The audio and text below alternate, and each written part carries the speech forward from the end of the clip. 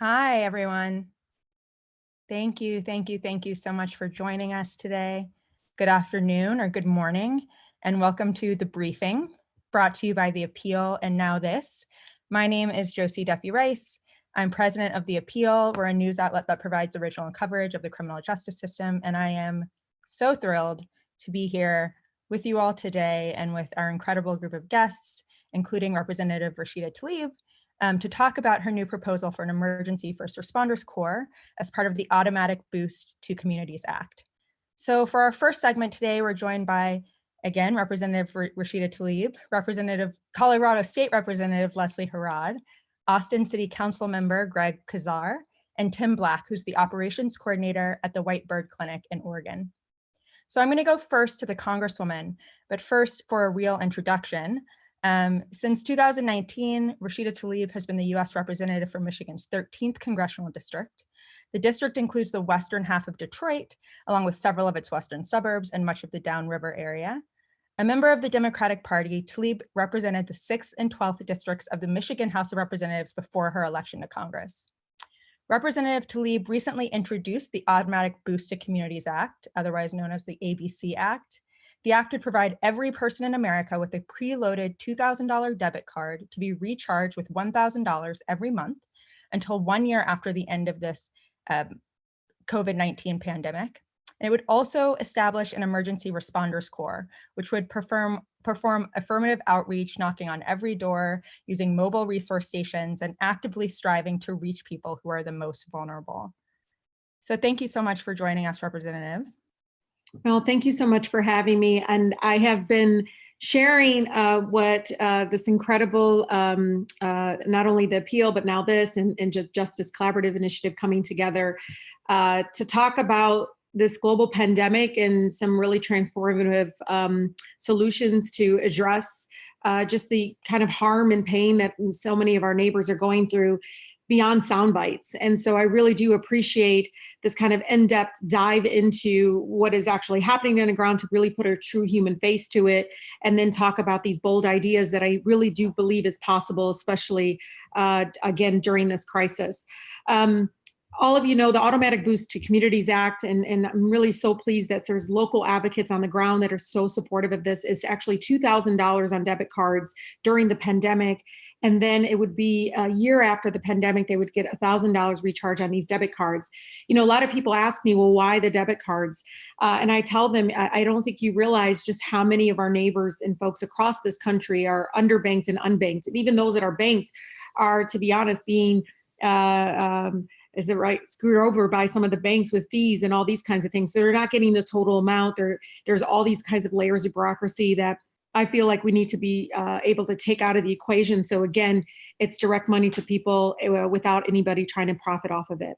I represent the third poorest congressional district in the country. And so, you know, we've already been in survivor mode during this crisis, before this crisis. And so during this pandemic, it has now led to, you know, just folks talking about the broken healthcare system, the economic divide, structural racism, all of those things. And we wanted something, again, to be transformative. And part of the Automatic Boost to Communities Act is the recognition through lived experiences of the past that we needed a first responder corps, those folks that can go into really hard reached neighborhoods, communities where it's a banking desert, communities where there's a huge population of homeless neighbors that we have that really need folks on the ground to be able to outreach to them. And I can tell you from parts of my community now where, you know, folks keep talking about, well, we're going to get broadband and all these things. I said, we don't even have the infrastructure in some of these communities. We need hotspots. I mean, there's just this disconnect sometimes with my colleagues in Congress, not understanding the doing nothing for so long has resulted in not having the real infrastructures in place. And that's why First Responder Corps is so appealing to so many folks. I mean, the polling data that came out, that Data Progress did, it was 88 over like 85% support some sort of first responder corps. And, one of the things I love about this is, you already see a reminiscence of folks already stepping up during this pandemic. Nobody's asking them to, right? They're making masks in their living room. They are doing wellness check-in. I mean, even on my campaign side, one of the things I ask folks is, look, can you check in with 3 people in your community, in your neighborhood? And there was this overwhelming response, like 60% people said, yeah, sure, I'm going to do it. And so there was already this kind of organic response already of this idea around first responder corps organically already happening. But can you imagine it being tied to economic relief for families, it be tied to them coming up and showing up? I mean, I kind of want to be the first responder corps with that debit card, like, here you go, here's $2,000, and you're going to get it charged every single month during the pandemic. And, you can use it online. You can, all of these things. I mean, some won't be able to, but, the point is, it is something, again, that I feel like really connects, again, to the lived experiences that so many of my residents are saying, and this is exactly what we need to be doing. So I'm really thrilled that, again, local communities, state representatives, assembly people, city council members, and many of them are sometimes nonpartisan elected folks that are saying that we need to do this. And that's what I love about the ABC Act and the Responder Corps, is it is actually beyond Congress, is very, very much supported against, along party lines, right? In Congress, that's where you kind of see the divide, but out here in the streets, in the community, you see so much tremendous support for it. Right. And so we're talking about an emergency responder corps that's composed of behavioral health experts that could kind of fill this gap by providing wellness checks to vulnerable populations and integrated treatment services instead of arrest or incarceration. And what I find so fascinating about this proposal and so exciting is that it is separate from law enforcement, right? This is, a different idea, but law enforcement has often been the people kind of filling this gap, right? Serving this purpose. Can you talk a little bit about why it's so important to separate the first responders corps from law enforcement? Yeah, I think there is the role of first responders is completely separate from law enforcement intentionally. I don't even see them in the same kind of boat, primarily because, I mean, these are social workers. These are folks that are going to be on the ground, because I know what's happening. It's not just the economic divide, right? It is also folks that really don't know where to go to get testing, or maybe they're going through emotional trauma right now because they lost a loved one. All of those things, our law enforcement will never, ever be able to get to that point. I mean, we've been asking for a restorative justice approach. We've been asking for, some call community policing has turned into not really community policing, right? They just kind of hijacked that terminology from us. And now we say restorative justice, and they don't know what to do. But I mean, it is something very evident for my community, where I know 1 of 3 people have some sort of encounter, a negative encounter, right, with law enforcement. And we need to really try to take that away. I mean, I've seen how school districts have tried to partner up with like this law enforcement approach, and how that really has actually hurt our kids across this country even more. And we can't move that. We've already learned our lesson. We can't move toward this direction. That's why I think the First Responder Corps so much reminds me of so many incredible organizations that have already kind of been doing this. I have in my district Alternative for Girls, who have been on the streets. They actually started in like a truck or van, and they went around talking to women that have been trafficked. And it wasn't law enforcement. They were just social workers. Some were nuns, and they were going and just talking to them. And they were able, I mean, every time I go to their events and I hear these success stories, it wasn't a law enforcement, it was a volunteer. Right. Who was able to speak truth to power, was able to understand that lived experiences and bring that person along. So, Josie, it's so critically important that we recognize that. It is, for us, it's common sense here in Detroit and in my district, like, we have to have a separate. But for folks that might be listening in, recognize that law enforcement has turned into kind of a militarized approach that has really tear down the trust, tear down all of this. And it's a culture that until people recognize it's flawed and recognize that, people are dying because of that culture, primarily Black men in our country. I think that's, the recognition of that needs to be completely overhauled before we start looking at them as if they're social workers. Yeah, I think your point and that this has just basically been the role of people on the ground for so long. Grassroots organizers, community groups, it's been a form of mutual aid, right? Taking care of other vulnerable people in your community. So the idea that the federal government would step up and take responsibility here, I think is really thrilling. So your colleague and friend and a guest we had yesterday, Congresswoman Ayanna Pressley, recently introduced a resolution called the People's Justice Guarantee. In it, she proposed shifting most first responder responsibilities from law enforcement to healthcare professionals and social workers whose expertise allows them to best solve the problem. And specifically, she proposed, quote, creating and supporting first responder agencies and partnerships to solve problems that arise from substance use disorders, mental health diagnoses, and poverty that do not require criminal enforcement. And your vision appears to sort of start from a sort of different focus, right? You're sort of starting from the focus of economic instability, and you can see that with the rest of the ABC Act, with the $2,000 debit card payment and the regular payments that we also discussed earlier this week. And Representative Presley's vision sort of starts from a criminal justice focus. So how do you see these two ideas as different, complementary, and how do they kind of blend together? Oh, absolutely. Look, I think anything my sisters in service introduce, especially Sister Ayanna Presley or Ilhan Omar, I mean, is so interconnected. I think we're all thinking of the bigger pictures, but we're also very much trying to transform structures that have been broken, that have been racist, that have been very painful.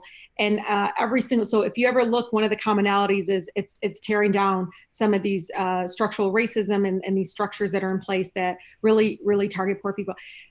For me, again, because I represent such a what I call frontline communities that have now, the economic divide, I mean, they were already on survivor mode. And so the economic divide was very real.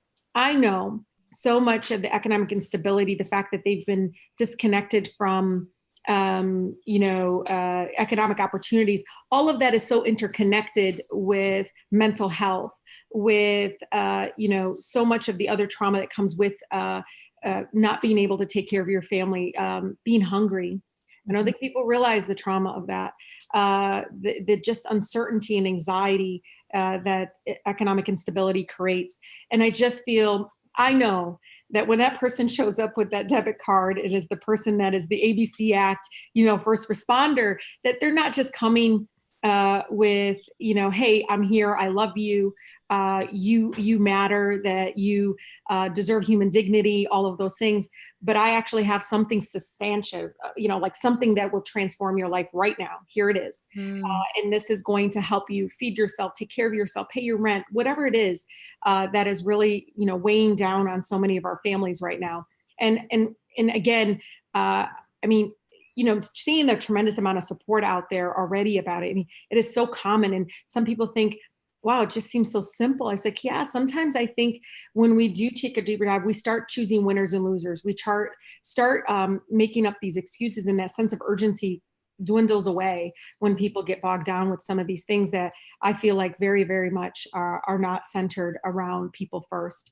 Yeah, it's very, very exciting to, again, see so much local support. So I want to go to you, State Representative Leslie Herod from the Colorado House District 8. But first I want to introduce you. We're big on introductions on the briefing. Representative Leslie Herod was elected State Representative of Colorado House District 8 in 2016 and is the first LGBTQ African American in the General Assembly, while receiving the highest number of votes of any candidate running in a contested election. I have to tell you, when I read that this morning, I kind of cheered to myself. She serves as the chair of the House Finance Committee, vice chair of the House Judiciary Committee, and chair of the Committee on Legal Services. And she also chairs the Colorado Black Democratic Legislative Caucus and the Arts Caucus.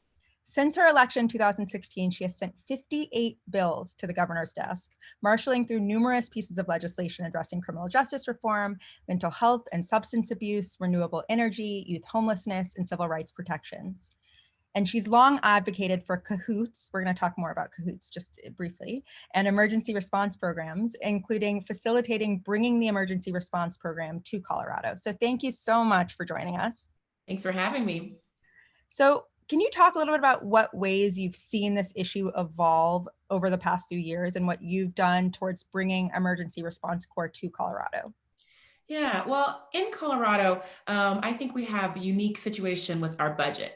And so we are underfunding the majority of services that a state should be funding right here in Denver, Colorado. And specifically, when we look at mental health services, we rank 47th, 46th in the nation for funding of mental health. And we have a large incarcerated population. Mm, Those two are not disconnected, right, right? right, And right. so when I started on the House Finance Committee and the Judiciary Committee, I realized how connected our state's budget was to incarceration, how addicted, quite frankly, we were to increasing the number of people in our prisons and not funding and not adequately getting folks access to mental health and substance use services.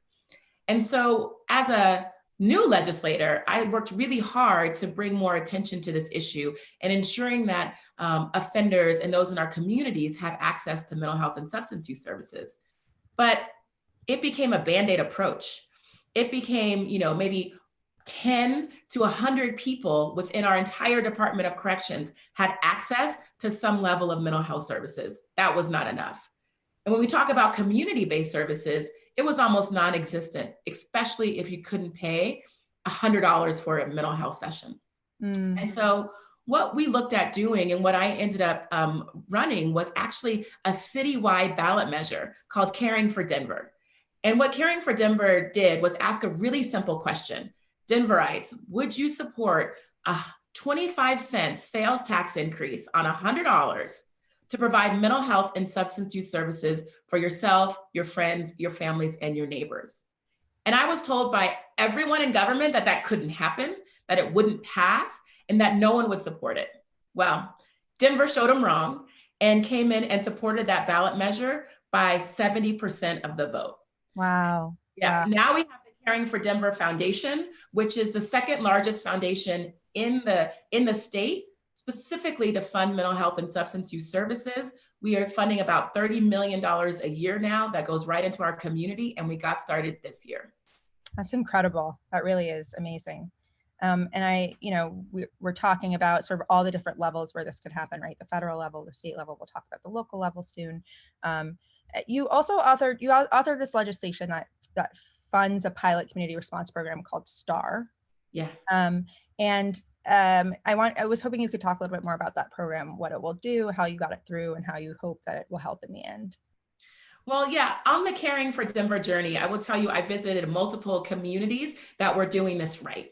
And I was blown away by the work that was happening in Oregon. Now, Eugene, Oregon and Denver, Colorado, different cities, different size, but the feeling was the same, which was the community wanted a community-based response that did not mean sending out a law enforcement officer, but instead a first responder, an EMT, and a mental health professional to get people the services they need without judgment, right? Without barrier and without the threat of jail. And so what we did was we took the Caring for Denver Fund, which we said specifically in that ballot measure, would you support funding alternatives to jails, right? And so we took that funding and we were able to fund the pilot of STAR, Support Team Assistance Response, where we'll have community-based folks going out into the city, into our neighborhoods and saying, how can we help? And STAR was actually started this past, I think, 2 months ago now. And so we are getting started. They have funding. And I should say that this is basically a van that's tied into our 911 system. So you don't have to know to call STAR. You can know just to call 911 and you won't get a law enforcement officer. Instead, you'll get the support that you need. Right, right. And when the impact of these pilot programs, I mean, it's the beginning, right? But what are you seeing in terms of the impact on the ground and the anticipated impact on the ground? Well, I mean, so we're just getting started. And what I will say, and I know we're going to talk to the folks with Cahoots, the inspiration, I mean, they are just amazing soon, but you have to understand the history of Cahoots. It took them almost 20 years to embed into the community, right? Before they are at where they are today. We don't really want to wait 20 years. And so what we're doing is starting with community-based organizations that are already on the ground doing the work and tying them into STAR. So they are a part of our advisory committee, and it's the city's now advisory committee. They are a part of the entire process, and they're already getting out to get the work done. The other great thing about Caring for Denver is that we were able to put $600,000 immediately into COVID response because we have the foundation and we have the funding to do so. Because our first responders, our teachers, our essential workers, all need mental health supports, but they don't have access to it. Even our mental health professionals, right, need that support. And so we immediately put $600,000 into funding that program so that more folks have access to the care that they need, and we can move forward with our mental health initiatives without stalling. And let's talk a little bit about sort of how these systems, how these different proposals can kind of work together.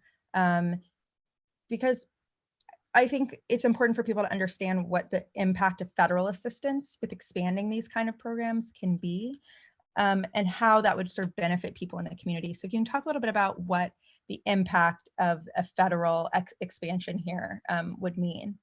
Absolutely. I mean, first of all, a federal expansion means that we can actually fund programs using federal dollars like Medicaid, right? We can actually fund peers to do the work. Let me talk about that for a second. Peers is someone who actually has a lived experience with mental health or substance misuse, who can talk one-on-one to someone who's struggling and help them on the right path. And they can identify with each other.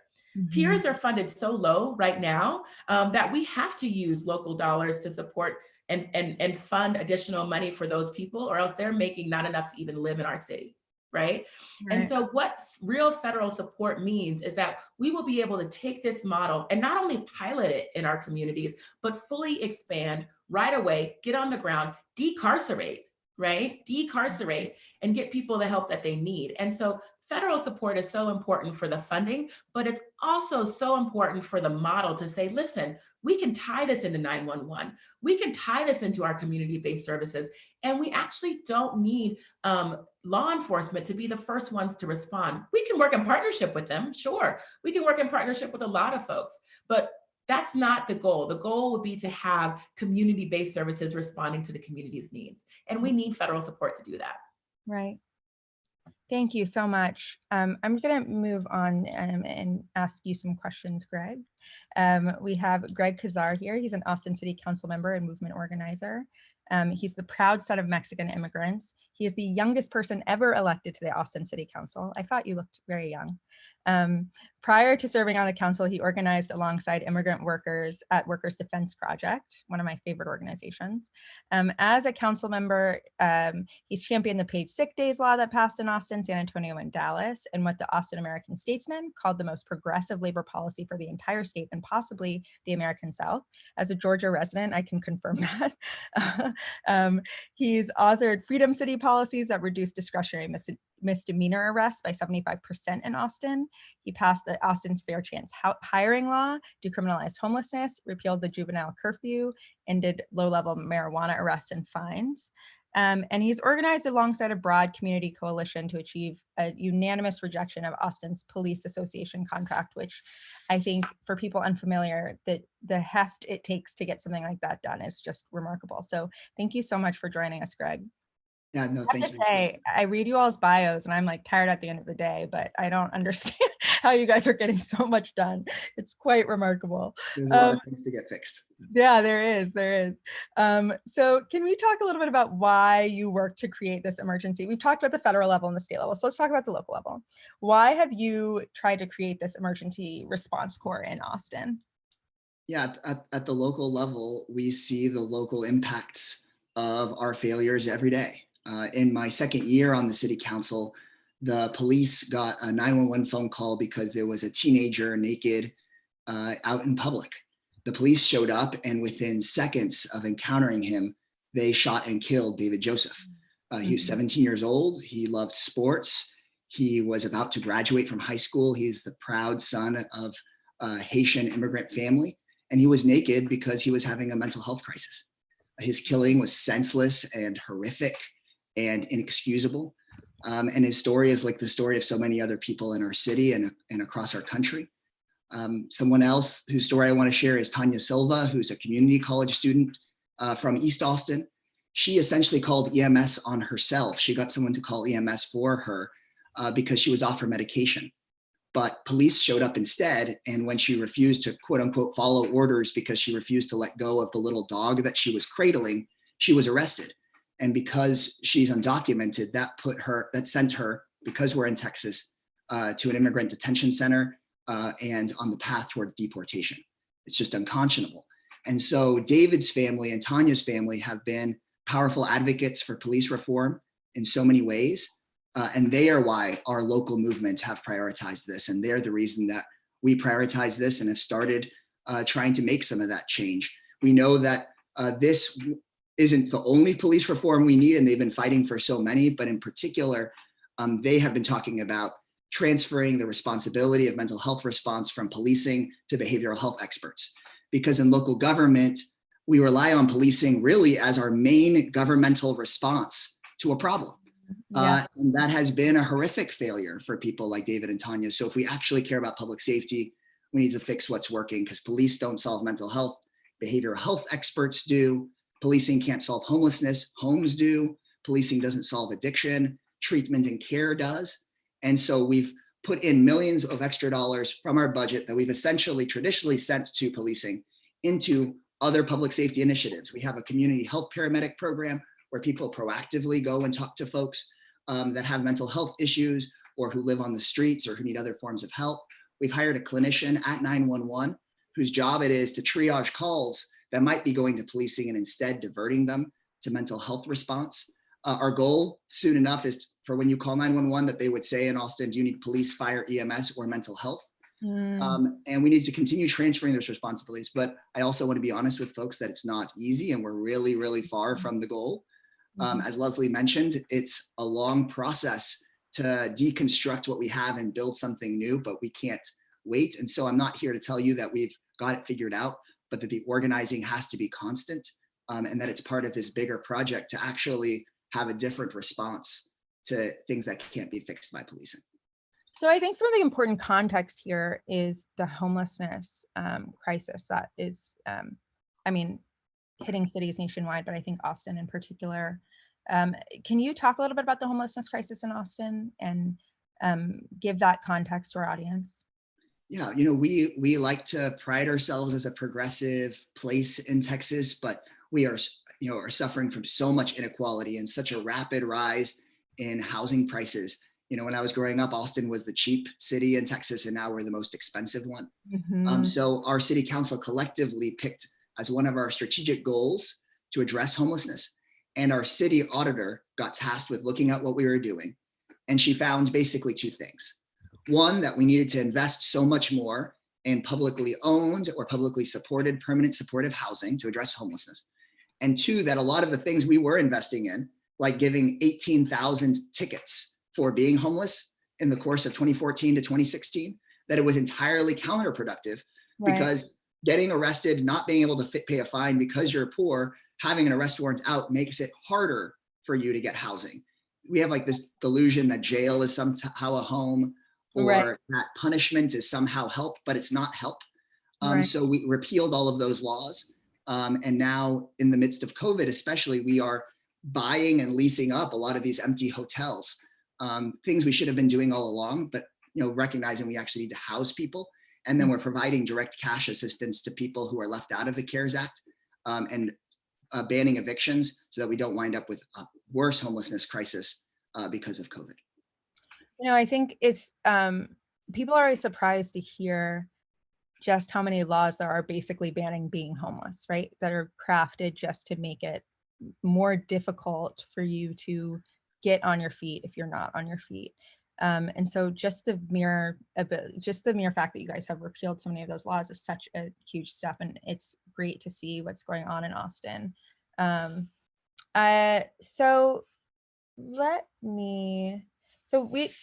polling was mentioned a little bit earlier by Representative Tlaib, but let's talk about it just briefly. So the polling kind of shows that there's overwhelming support here, right? 74% of voters support a ban on clearing homeless encampments. How do people in your community respond to this crisis of homelessness that is different from the way that the governor has responded to the issue? And can you say from the polling again, I mean, it seems like there's a lot of support in the polling for people to. A ban on clearing the homeless encampments, right? You know, people want to actually find solutions that address the root causes of homelessness and provide people with the tools that they need to live a healthy and stable life. But that's not what your we're government seeing from the wants. governor. No, Yeah. and frankly, our governor's primary response to homelessness in Austin has been Twitter, Right. and I think that's what you Wonder saw. where you got that from. Yeah, I wonder, right? He's modeling, and you know, it's the same thing. You know, you saw in Denver, Leslie, the same issue where people fear monger and rely on trying to go to people's to essentially espouse hopelessness as the solution, and just saying, well, let's just move them out of the way, move people out of their way as if they're trash from your site. Right. And I think what people are playing into is this real feeling that people want to see something done. And we need to actually provide the option for something to be done. And if we don't step into that gap and say, well, we've got a different response on mental health, or we've got a different response on how we address homelessness, then what necessarily fills the gap is this way more authoritarian, or in some cases even fascist leaning response. So we have to have our solutions, because people are asking for us to do something about it, because they don't want people dying on the street. And so basically what we have decided to do is to set up a plan on how, in the course of the next 2-3 years, can we provide housing to every single one of the 2,000 people experiencing homelessness in our city. And if we give people the hope that we can actually achieve that, then we can confront the governor. But they've started recall petitions against our mayor and a majority of the city council. They've launched a referendum to try to reinstate the old laws against just being homeless. And basically our counter campaign is to say, what if we actually address the root issue instead of just, you know, propagandize about it? Right. So I want to take a second and introduce you, Tim Black, the operations coordinator for Cahoots at the White Bird Clinic in Oregon. So Tim Black is the operations coordinator for Cahoots at the White Bird Clinic in Oregon. The White Bird Clinic administers the Crisis Assistance Helping Out on the Streets program, which is called Cahoots. It's a mobile mental health first responder program, and it operates to provide supportive services to people suffering from substance use disorder or mental illness before law enforcement gets involved. The Cahoots First Response Program is being modeled and studied in cities and states across the country, from San Francisco to Denver to New York. And we're really excited to have you join us. Thank you so much. Yeah, thank you for having me this morning. Of course. Oh, I know it's really morning for you. Yeah, So thank you. Can you tell us briefly just about the beginning of Cahoots? Yeah, so Cahoots, like you said, is a program of White Bird Clinic. Here in Eugene, White Bird Clinic is a federally qualified health center. We've been providing services continually for over 50 years to our community. And in the late 80s, our crisis intervention program saw a real need for a direct and robust community-based mobile crisis response. We were seeing a lot of situations where folks were ending up in the jail or in the emergency room because they were experiencing issues related to, you know, behavioral health, substance use, housing. And we wanted to find a way to provide behavioral health first response within that public safety system so that we could really find an alternative way to serve those populations that are most oppressed and marginalized by traditional public safety, you know, structure. So the Cahoots program was born out of several discussions between White Bird Clinic and the Eugene Police Department. And now 30 years later, you know, we provide 24/7 coverage to a metro area with a population of over 250,000. Our vans are staffed, as Representative Harrod said, with, you know, an EMT and a crisis worker, so that we can really treat everybody that we come across over the course of a Cahoots shift as a whole person, you know, recognizing that there are somatic presentations of behavioral health issues, and sometimes there are behavioral health implications to, you know, physical health symptoms. We are at this point handling almost 1 in 5 of the calls that come through our entire public safety system. Last calendar year, that came out to over 24,000 calls for service, 71 dispatches per day. And we are, you know, able to really achieve some really dramatic outcomes, provide some really timely interventions because we are plugged directly into that 911 system. all of our staff out in the field wear police radio on their shoulder. You don't have to memorize a different number, to call Cahoots. As long as you can access 911 or, ideally the non-emergency line, you have a direct route to get Cahoots response rather than law enforcement, rather than fire and EMS. Mm. And so, I mean, I think you basically just said it, but let's talk a little bit about how this keeps people out of the emergency room and jail. I mean, beyond just having an alternative person to call, what are the other ways that this is helping people stay out of the criminal justice involvement?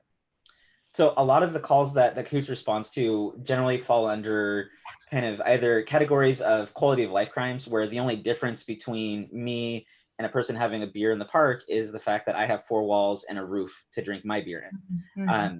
We are the primary response for behavioral health crises. So anybody who's experiencing suicidal ideation, other situations where somebody might be experiencing the onset of symptoms for the first time and are in a public setting, places where if there wasn't a behavioral health first responder, the police would be coming in instead. And I feel like I could talk about the call types that Cahoots goes on for days. Mm-hmm. There's just so much that we're really trying to really achieve and are able to really respond to, because we have the trust of our other public safety institutions. Because we have this really extensive training that our staff go through. But regardless of what call type it is that Cahoots is going out to, every situation is approached the same way, with unconditional positive regard. Mm-hmm. A recognition that the individual that we're serving is the expert in their experience. And it's up to us to really listen to that experience and identify what it is that we can do to really support and stabilize that person in the moment. Additionally, our services are available to everybody in our community, free of charge, regardless of orientation, identity, or documentation status. So can you give us just, and then we're going to move on to the panel discussion, but I wanted to hear a little bit about the day-to-day activity of a Cahoots responder. Can you just paint a picture for people who have never heard of this idea or maybe can't imagine what this looks like? What that looks, what the day-to-day sort of experience is, and also how that's changed in this moment of pandemic. Yes, the day-to-day experience of a typical Cahoots worker is going to involve responding to a wide variety of calls over the course of a 12-hour shift. It's not unheard of to go out on 20 dispatches during those 12 hours. Wow. And you could start off your day with a counseling call, for a housed individual, somebody who's got kind of some chronic issues, and you're really there to kind of support and say, no, you're on the right path, you're doing the great job, provide some reassurance. Next call could be, in an alleyway with somebody who's experiencing a housing crisis and is unable to access the limited high barrier shelter options that are in our community, and kind of talking with that person about what is it that we can support you with, how can we help you navigate this complex and difficult to understand system. From there, we could end up on a scene where we were requested for a transport to detox, but we show up on scene and that person is actually an acute opiate overdose, and then our medic is engaging in an overdose response, administering Narcan, and really supporting and stabilizing that patient until the fire department can take over. And then from there, go over to checking in with somebody who's experiencing some blood sugar issues at the shelter, and needs somebody that can check them out so that they don't have to go to the emergency room. So what happens over that 12 hours could be Right. really varied. What we've seen change for us with this COVID response has been that we're seeing a lot more folks who are trying to avoid reaching out to their traditional supports. Maybe they don't have telemedicine access. Maybe they don't have a reliable cell phone to connect, like you and I are talking right now online, with their provider. Maybe they're experiencing something that is, a medical emergency, but there's so much fear about going into the emergency room and ending up in, places where they're risking additional viral exposure, that things are being ignored. Medical conditions are worsening. But there's also just a lot of fear and anxiety, out there. Folks are really, stretched thin right now when it's already hard to get through the day-to-day, and then all of a sudden you're trying to figure out how to manage, homeschooling for your kids, Right. with, a partner who is still considered an essential worker and is gone all day. Right. You know, there are all these just really more complex situations that we're experiencing. And because we have to wear a mask when we're interacting with those folks, it's a lot harder for us to make that direct connection. You know, Right. there's so much that happens that's not verbal over the course of intervention. You know, Representative Harry can talk about this too with what she saw, you know, with Cahoots teams out in the field. Sometimes it's not just being there, but it's being able to show that you're actually listening and that you're actually engaged with that person. And for the first time, maybe that somebody is listening to that person's experience. Right, right. That's a really interesting point, just about how even this simple thing like PPE has changed sort of the interaction with people who are in need and vulnerable. So, so thank you so much, Tim. I want to talk to all of you now, and we like our panel discussions to be free flowing, so feel free to talk to each other as well. But I wanted to start with you, Representative Tlaib. So I just would love to hear sort of what you think about what's happening on the local level, these local lawmakers, and how it fits in with how you're thinking about this federally. I mean, I think local government touches people's lives a lot more than the federal government. I mean, yes, we dispense money, we try to pass various policies, but it's those folks on the ground that have to implement it or have to address it. And they're also closer to what is the reality of what's going on. And, you know, one of the things I have pushed against is this lack of flexibility sometimes, even how we're addressing this pandemic. So when we're providing funding, and I know Leslie talked about like Medicare, like, you know, using that amount of money to doing much more creative ways, you know, to combat the lack of support for mental health services. And so it is critically important that we have that support on the ground, and that there's a push in back against the federal government trying to dictate specifically what local communities should be doing with it. Now, one thing I think we should be doing on the federal level is making sure that local governments don't exclude people and don't discriminate and so forth, but to be able to at least be much more creative in how folks can spend it. You know, I see this big push now of, oh, what are we going to do about this? That we had all these standards about like telehealth and all these other things that were, you know, right now people are like, oh, maybe it is a good idea now, or maybe it is a great idea to do something like a responder corps, where before there was a lack of urgency to try to address again the fact that much of what we have now on the federal level of pushing down on the local governments is just not working for people. It's so disconnected. I always talk about that, just really disconnected with what the reality is and how some of these programs need to truly be funded. But it is the local communities, not only like Leslie and Greg and Tim, you know, are all doing on the ground. It's like, how can we fund those continuation of those programs instead of trying to create them for you all, right? And that's the, you know, coming from the nonprofit sector, I know it's increasingly frustrating because nonprofit organizations are calling me now and saying, look, I want to be able to do more with this money that we got for HIV/AIDS outreach. This is great, but right now I want to do something different with it because of COVID. And again, there's not a lot of flexibility to do that. And that's where, you know, where folks on the ground can advocate and say, no, this is really important, and we're not going to be able to save people's lives unless we, again, are much more flexible and allow people on the ground to be creative. And they're the ones who are most familiar with what their residents are going through. So, Greg or Councilman Casar and I don't like it. Isn't it weird being called like? Then it has always been weird for me. I don't know, Greg, but like, you know, Congressman, I'm like me, and then you're like turn around, you're like, oh, okay. It's like, yeah, Rashida. No, and then the name tags that say honorable on the front. Oh, like yes. Anybody can get that title now. Oh, yeah. You know, I don't know. I don't know either. I wanted to ask you and Representative Harriet about the framing of this issue. So to me, it feels like another real benefit of having such an effort on the federal level is the ability to kind of frame this, to make this a national issue and not just a local issue, even though we know that the local response changes sort of across across jurisdictions. So can you talk a little bit about the benefit of having, we've talked a little bit about the benefit of having federal funding, but just a federal voice on this on its own is such a, it seems to me like such a helpful part of getting this efforts moving. You go for it, Representative Harrod. Thank you. And you can call me Leslie too. Listen, I think if we have a national narrative around how we actually should respond when the community needs something like mental health and substance use support, it does make it easier for us to push these measures at the local level.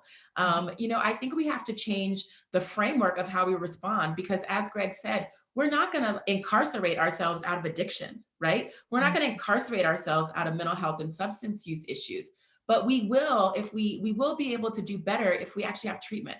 And if we actually have a treatment model and funding that supports those efforts. And so I think with what the Congresswoman said, the COVID response shows, oh wait, we can actually do these things like this. We can actually interact in this way and the sky will not fall. Right. But it's taken a lot of these local efforts, like what Tim has done in Eugene, to put the foot to push the issue forward first and say things can actually work this way. And then when the federal government realizes that the sky will not fall and America will still be America and a better America if we actually get people what they need, then I think we'll be able to move these initiatives in more places. You know, mass incarceration doesn't just happen in one vacuum of one city. Right.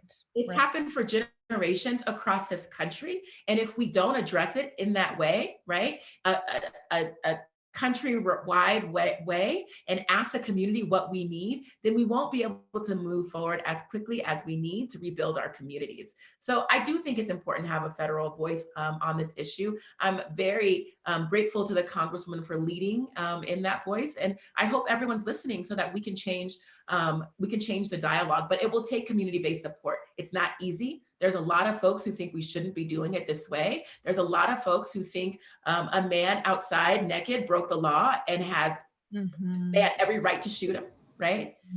And not understanding until it's their communities, that we could actually do something different, and we must, and it'll save lives. Right. And I would add there that I think there is such a benefit of fighting that fight in Congress, even if it seems like it's losing. So I'd mentioned, you know, Representative Tlaib, you know, talking about debit cards. Well, having that fight to say everybody should be included, banked and unbanked, documented, undocumented at the federal level, and that becoming part of the national narrative, then has our local movements and activists in cities all across the country saying, well, you know, they couldn't pass it, the squad couldn't pass it over here because of all the reasons that we understand, but you guys should be able to do this. And so this week, you know, we're handing hundreds and hundreds of debit cards out to people in Austin, Texas, you know, and so, you know, I think we have to recognize that we're all sort of connected in this movement, and that it's worth us fighting some fights that may look like it's lost over here, but then it actually creates the win over there. And so, you know, especially given the bully pulpit that, you know, folks have at the federal level and the ability to get the message out. And Josie, I mean, look at $15 minimum wage increase. Look at you know, all these transformative change. It all started like local city councils, and those folks are the ones who pushed it forward. You know, Grace Lee Boggs taught us in Detroit, like transformative change really happens on the ground up, not from the halls of Congress or whoever's in the White House. And that's so evident. And I think, if anything, I mean, much of our organizing and what Leslie and Tim and Greg and everybody has been doing on the ground, now, though, more than ever, trying to uplift some of that grassroots kind of movement to again, to Washington, D.C. and with a sense of urgency that was lacking there and still continues with some members. But yeah, I always see that interconnection all the time. I always feel like, oh, if Detroit just passed a resolution on this is something that's going to hit the halls of Congress soon, when other communities again are doing the same. Yeah, my first job out of law school was for Local Progress. Actually, I was the second staff person there, and that was sort of the theory, right? You start a national. I loved Local Progress. I know, they're great. I mean, it was great. It's like I would meet people like Greg and Leslie and be like, "We're doing this in our community." I'm like, "Oh my God, give me that information!" And I go and it was like this kind of connection. And I said, "Well, they're doing it out in Austin, and I think we should do it right here in Detroit." So it was a really great way. I mean, that's how so much of the progressive movement, you know, in the past decade especially has happened, right? Starting on the local level and really building up ideas. And so I think I totally agree. So last question for this first panel, and then we'll move on. Let's just talk about the polling, because the polling is unreal, right? The Emergency Responder Corps is just so popular. I mean, the Justice Collaborative Institute did some polling with Data for Progress, which you mentioned earlier, and 88% of all voters support an Emergency Responder Corps. Okay, so 91% of Democrats, 89% of Republicans support the idea. 70% of Democrats, 60% of Republicans strongly support it. We see that there is real, we're talking about changing people's minds, and obviously there's still a lot of that, but a lot of people are there, or are certainly close to there. What would you guys, I mean, I would also love to hear from Tim on this, just because he's on the ground doing this. Like, what has been really the holdup in getting this more widespread? I mean, I'm asking, I know that Congress does not reflect the ground all of the time. No, but, and I work there. Yeah, but it really, I mean, when I read these numbers, I was like, this is amazing. This is really, there's a ton of support for this on the ground. I mean, that really, to me, speaks to the level of need for there to be a first responder who is not law enforcement and who is not, fire and EMS. You think about when you're at the park and you see that police car drive by, there's a somatic response you have, your stress response that comes from just seeing that patrol car cruise by. You get a little tight, you get a little tense, and that's a best case scenario if you're part of a community that has not experienced oppression, at the hands of law enforcement. So, when you're in that moment of profound need and that moment of profound crisis, who is it that you want responding? To me, it really makes sense that there should be somebody who's not the police, who's not the fire department, that can come and respond when you're in that moment of crisis. We need folks who have specialty training, folks who are really equipped with the behavioral health tools that they need to respond in a way that doesn't result in somebody having a hold placed on them, that doesn't result with them in cuffs, and a trip down to jail because they were having, a mental health break. Mm-hmm. But I think, Josie, I mean, I'm sorry, Les. No, go ahead. Oh, well, one of the things I always say about polling, which, by the way, I'm not a huge fan of polling, no offense. I just find that sometimes it is the same, but this one makes sense, maybe because I agree with the result. But one of the things, I mean, polling said that I couldn't win, and I did. So I just want you to know, sometimes we have to lead polling.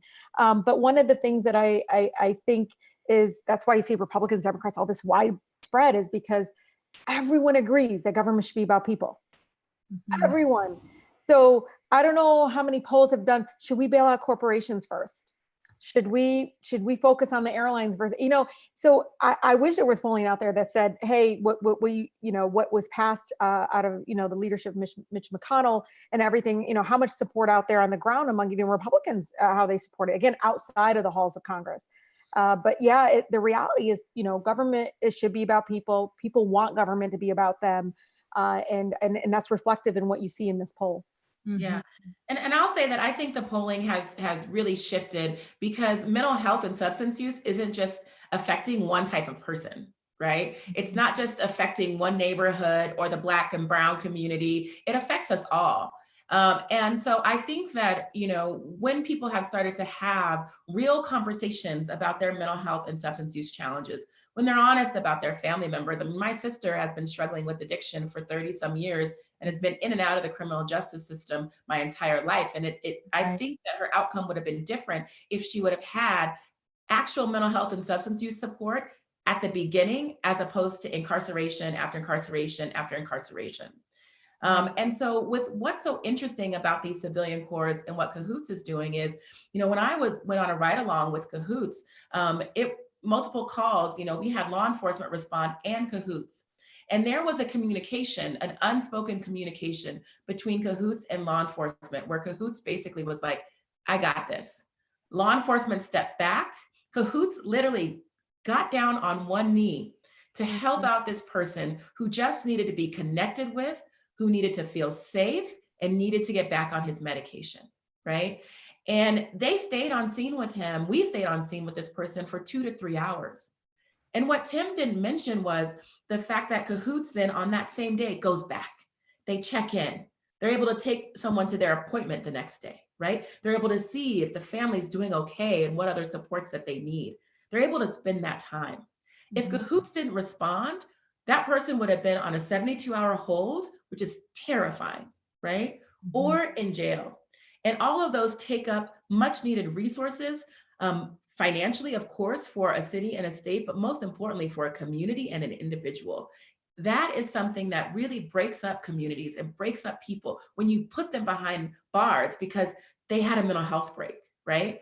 That is not acceptable, and we have to respond differently. And the community is agreeing with it because we see these positive outcomes.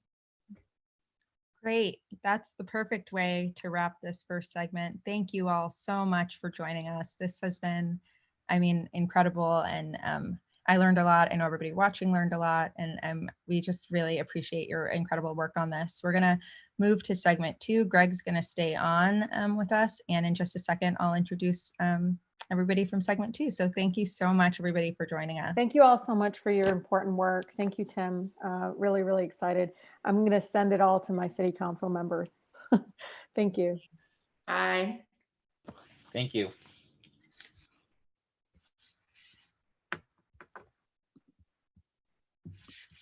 So we're going to move into segment 2. Oh, great. They're all here. Amazing. Hi.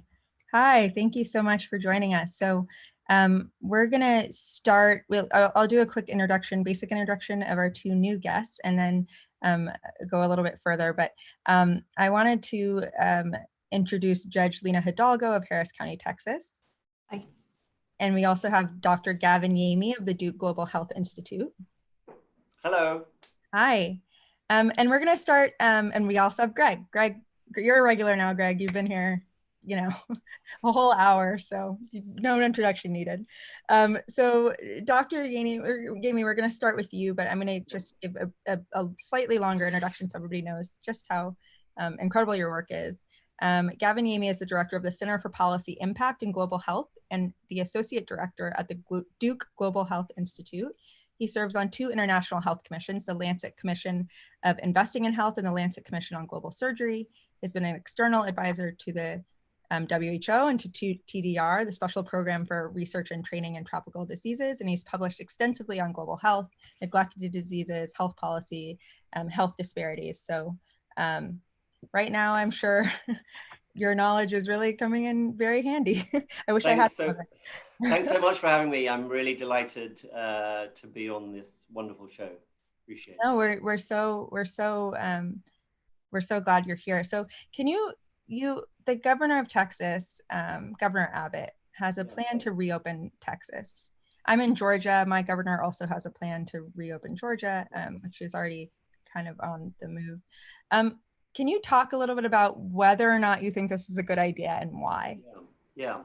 Well, let me first say there was a really fascinating study that was published by the University of Washington, which showed that states that had Republican governors or large percentages of Trump voters were much later in actually acting on this COVID-19 pandemic by instituting stay-at-home orders. So we've seen many states act very late. So, you know, states like Texas were some of the latest in instituting stay-at-home orders. And they also sadly appear to be the states that are going to be releasing those protection measures the earliest.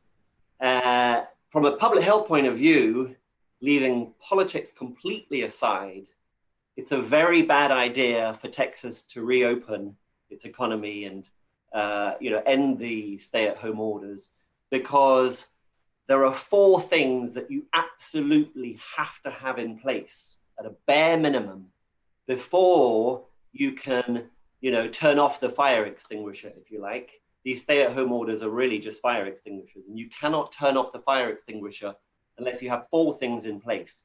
First, you must see a sustained fall in the number of new daily cases, right? Sustained.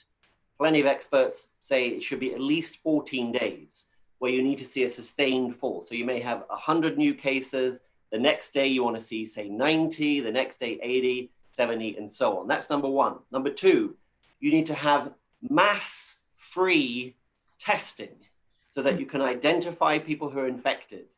And alongside that, you need widespread contact tracing so that you can contact people who have been exposed and quarantine those who've been exposed. So that's number two. Number three, you have to have high quality personal protective equipment for every single health worker, because if our health workers get infected and sick and die, you know, we will never get on top of this epidemic. And number four, our hospitals need to be ready for the inevitable surges that are going to happen from time to time.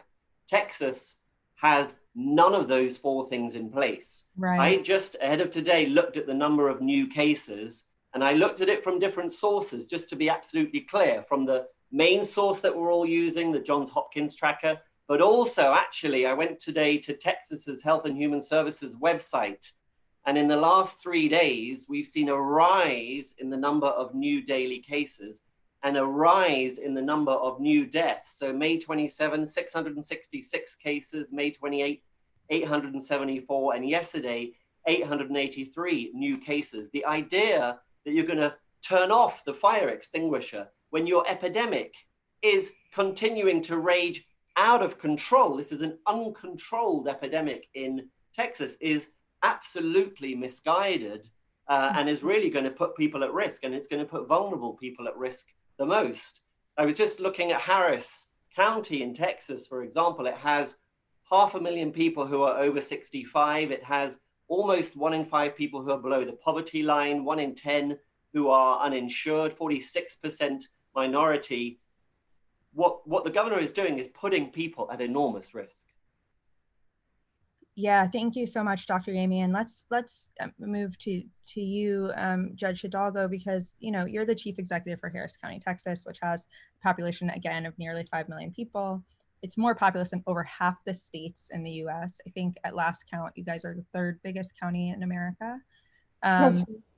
Yeah, and so if you were your own state, which would not be crazy given how big you guys are, what do you think your response would be in this moment? Would you call to reopen these restaurants and these malls? What would be your priority in this moment where everybody's health is kind of at risk? Yeah, just to give folks a little bit of geographic context. So Harris County contains Houston and 33 cities in addition to Houston. We're the size of Colorado in population.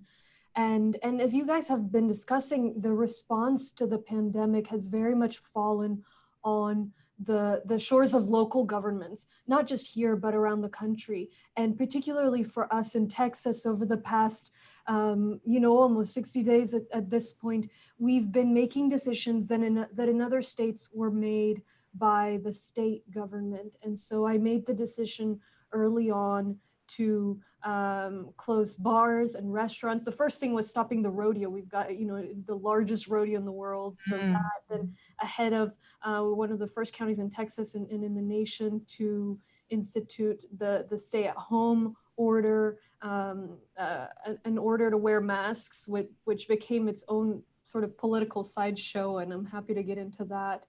And so we were planning on what it would look like to reopen, right? Since we were the ones making the decisions up till now, it was, okay, what thresholds would we need to hit and what exactly would we do?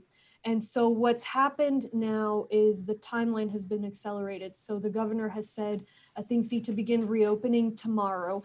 And I'll say, it is not the timeline we were on necessarily. It's faster, it's a tall order. That doesn't mean we're not going to be doing everything we can for it to succeed. Mm-hmm. And so what I'm doing right now and where we've been at is just working night and day to recruit, to train and deploy an army of contact tracers. So we have our 3 T's. One is tracing, the other is testing. We've been burning up the phone lines and I've been, for the past few weeks to get enough tests here to Harris County. And so now we have enough tests to sustain about 100 new cases every day. and make sure that there's groups of people who are going into nursing homes and other places, homeless shelters, domestic violence shelters, where folks live close together. So that's a testing piece. And then the final T that we're working on is treatment. And there is just watching very, very closely our hospital admissions rates. And that's where there's the most concern, is that, you know, you look at case counts and it's easy to say, look, as we do more testing, you're going to get more positives. Harris County, we've had over 6,000 cases, around 100 deaths. We've avoided, you know, people thought we were going to be the next domino to fall, and we've avoided that because folks have stayed home, because we took steps earlier than many other places. And so we don't want the work to be erased. So right now it's just about how do we do everything possible to try and make this thing work. So you recently announced this medical care strike team with public health experts that will be deployed to high-risk facilities in an effort to mitigate the pandemic. And we talked to Greg earlier about what he's been doing in Austin. Can you all talk a little bit about what this is essentially emergency responder, you know, what this looks like in this moment, in this pandemic moment in your respective cities? Judge Hidalgo, you go ahead and start. Yeah, so one thing we've seen all over the country is that there seems to be a path of least resistance for the virus through nursing homes and other areas where folks live very close together. And you know, here it's 1 in 4 deaths is somehow tied to a nursing home. And so we didn't want to just sit and hope that folks follow the rules, the procedures. We're basically sending a team of epidemiologists, social workers, public health experts, and folks who can administer COVID tests into nursing homes, not just to test the staff and the residents, but also to evaluate procedures. And if there's something that is not quite working, they'll be issuing recommendations or even control orders. And so that just goes along with, you know, the general approach, which is to be proactive early on. It's been, you know, a lot of the decisions I've made are not popular. A lot of it is, you know, we just have to try and look at other states, other cities, even other countries, and focus on science, on data, you know, nothing on politics, nothing on protests. Some folks were protesting our mask order, for example. No room in my brain for that, or for, you know, just general, even polling. You know, Representative Tlaib was talking about earlier, what we're looking at is science and data and what the doctors are telling us. And part of it is we got to go into proactively into these areas. And that's the way we're going to be able to contain. That's our best hope. And what in Austin, Greg, how does that sort of relate to what's going on in Austin and what you're seeing? Yeah, no, I mean, our place, as was pointed out, that the governor wasn't issuing a stay-at-home or shelter-in-place order. He even refused to call it that when he eventually did it. But it's because, in fact, local governments had already started getting that done. You know, Judge Hidalgo showed a great leadership in Harris County, and the majority of Texans live in our urban areas. So we'd already shut down those majority urban areas. And, you know, we canceled South by Southwest, and that sent a really strong signal to the state and to the world about how serious this was. But what we face is a governor who has put that public perception before public health. And so he was busy trying to close Planned Parenthood when we were busy trying to get enough COVID tests. When Judge Hidalgo was making sure that fewer people would be in the jail, because that's one of the real risk points. You know, the governor was issuing orders trying to keep more people in jail. And now, as he's saying things, pressuring business to reopen tomorrow, our top epidemiologists are saying we have to, if that happens, it's likely we'll see a spike in hospitalizations. And once our hospitals start getting full enough, we may have to go into a second shutdown and not hesitate to do that. We would hope that we have the governor's support for that second shutdown, but we might just have to do it regardless, because if we don't do that second shutdown and our hospitals become overwhelmed, that's when we become that other horror. Mm-hmm. And even with a second shutdown, what the epidemiologists have pointed out is we have to focus on protecting our vulnerable populations. So the models that were just delivered to us this week are, if we do a second shutdown and we make sure that we protect people experiencing homelessness, people in our jails, our nursing homes, those with underlying conditions, then we still may have 3,000 deaths in Austin, which is horrible. But if we fail to do that, if we fail to take care of people in our jails, people experiencing homelessness, then our hospitals will get overwhelmed again and again, and we might have to have 4 or 5 shutdowns and twice the number of deaths. Right. I was actually going to bring up that the University of Texas epidemiologist recently produced a report, and I'd love to hear what you think about this, Dr. Yami, that says that the difference between 2 shutdowns in Austin versus 4 or 5 shutdowns depends really upon, like, on how you protect vulnerable populations, right? Sure. And yeah. people experiencing homelessness, people with underlying health conditions, people in jails.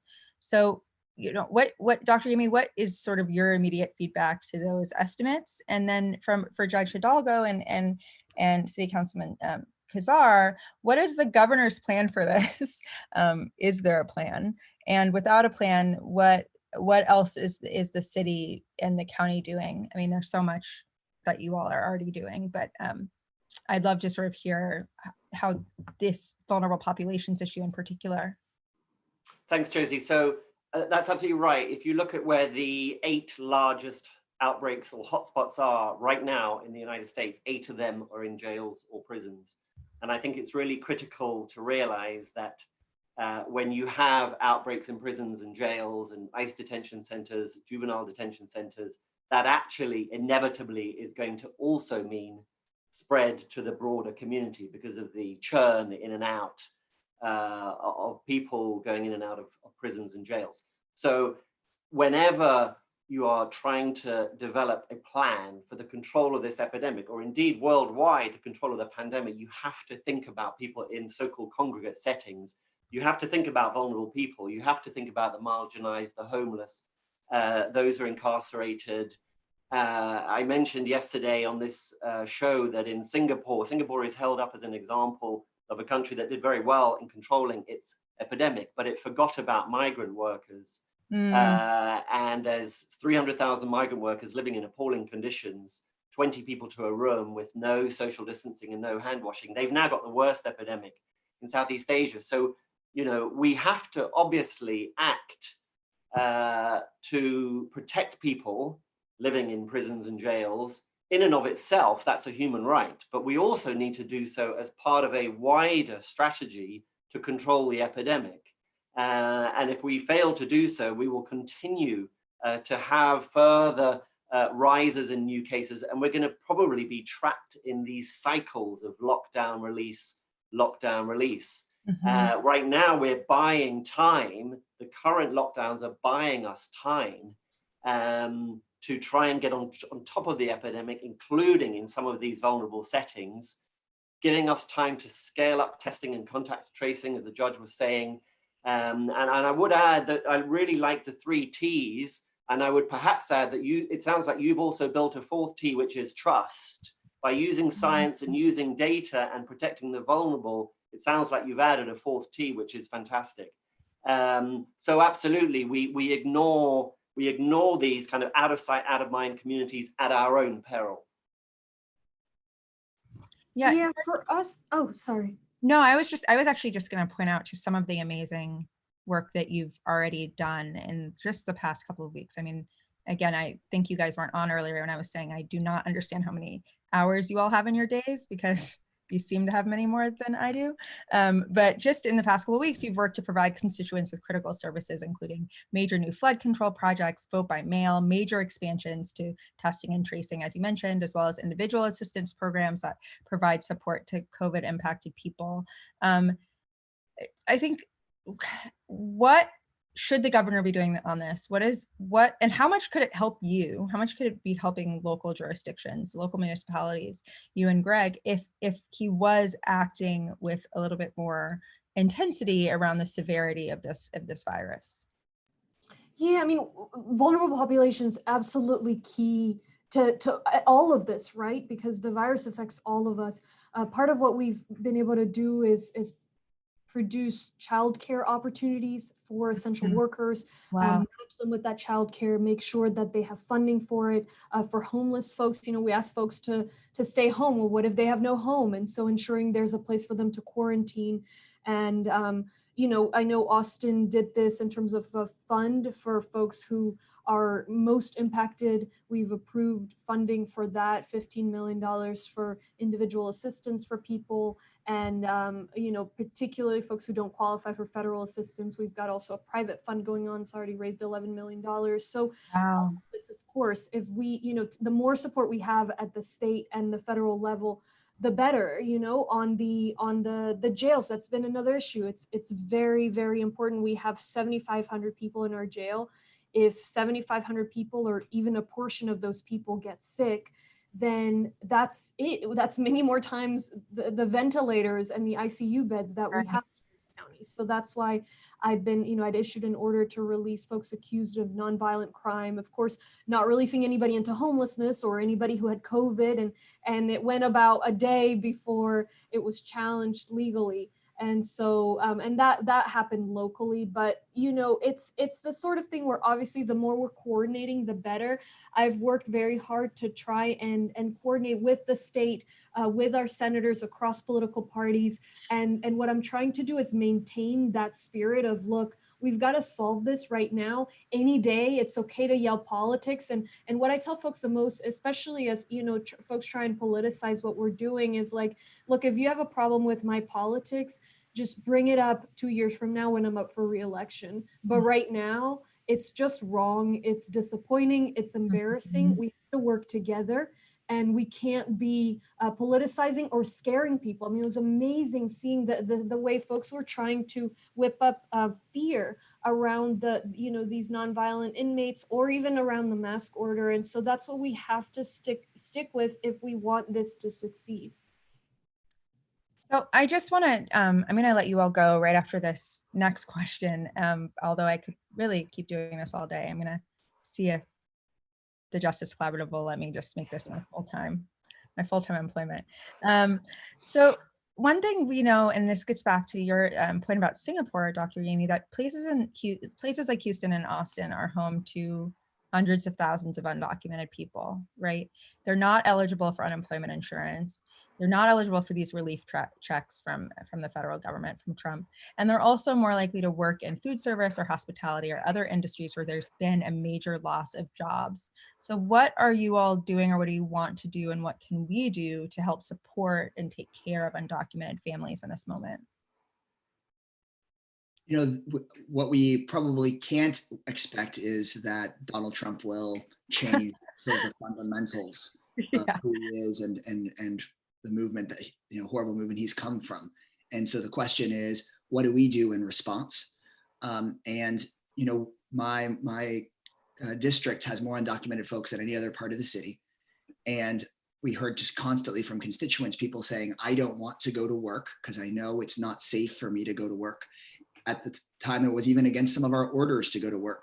But, people that needed to work to survive had this impossible choice of risking their life to the virus and then risking their ability to pay for their house, to be able to stay in their home, for them to be able to eat. And so we quickly assembled a $15 million fund in Harris County. Judge Hidalgo helped lead on a $15 million fund there that we are using to push through nonprofit organizations that are deeply embedded, especially in immigrant communities, and getting funds to people without discrimination. We don't ask people about immigration status because we just ask whether people need help, because all those people live in our city one way or another. And so that has been a critical part of our strategy. The next challenge that we face is what happens when someone has a real underlying health condition and is being pressured to go back to work because of the governor's order. And if you're documented, we could help hopefully get that person pandemic unemployment insurance, a doctor's note that they shouldn't be a frontline cashier. But for immigrants and for other folks that may not qualify for some of those programs, how do we make sure that they aren't the people being sacrificed by that kind of racist policy at the state and federal level? And so we're gonna have to come up again with local solutions, because right now we are seeing disproportionately our hospital beds are Latino and African-American for COVID-19 right now. And we're gonna continue seeing that, especially, and I fear that we're gonna continue to see that in our immigrant communities as people are being sent back to work and don't qualify for the programs that help them stay home. Judge Hidalgo, do you have thoughts about Houston? Of course, you know, our economy is very much built on the backs of immigrants, and it will be rebuilt on their backs as well. We're 25% immigrant. I'm an immigrant. You know, I was born in Colombia. I came here for high school. And so a few things, you know, first, in addition to the individual assistance, you know, the rent and other funds that we're trying to get to the neediest families, including immigrants, we offered $10 million for small businesses that we're dispersing. We have worked to ensure that the testing, all of our sites, all of our offers is very clear that it will not ask about your immigration status, despite, you know, naysayers who don't like me speaking Spanish on TV. I'm constantly, you know, on live. I do my remarks for the English speaking community, and then for the Spanish speaking community. I know folks want to hear directly from me and not a translator. So, you know, we continue to do that, have a great relationship with the community through that and an open line of communication. I think, you know, the biggest thing this points out is the challenges we were working on before coronavirus are still there. We were fighting for childcare. We just created an immigrant legal defense fund in Harris County, which, you know, a lot of cities have done that. I believe Greg had led some of this work in Austin. We were the first county to do it, which was, you know, hopefully opening a new door for folks who are forced to go back to dangerous situations simply because they don't have a lawyer, not because they don't have a good case. And so all of that, all of those fears, all of that remains the work we were doing on transportation, you know, on safety from flooding. And so we just have to do everything we can to where at best, we're in a better place, but at worst, we're not any worse than we were, because there was already enough work to be done on everything, but particularly around our immigrant community. Well, thank you all so much for joining us today. This has been really enlightening and great information. So thank you to the three of you for taking time out of your remarkably busy schedules to find some time to join us on the briefing. So thank you. Thanks very much. Thank you so much.